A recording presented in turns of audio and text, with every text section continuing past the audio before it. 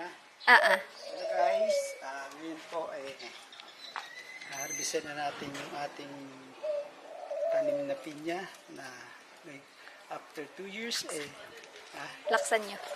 so, after 2 years medyo mahirog na po yung kanyang bunga. Kaya guys, samahan nyo ako, harvestin natin na. First time natin mag-harvest. Ito tayo sa ating plantasyon. Ito dito.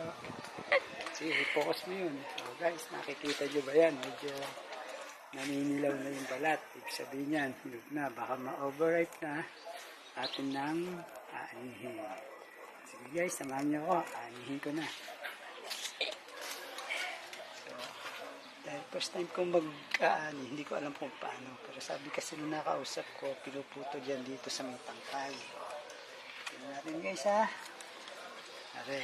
So, rin natin mawakas isang putol. Malikot ang cameraman mo. So, yeah.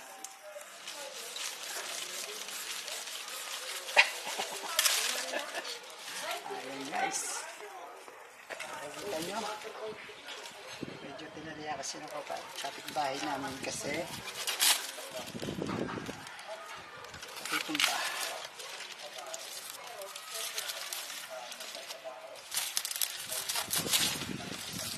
Tcharan! Ito na. Ito na ang bunga ng 2 taong paghihirap. Thank you guys.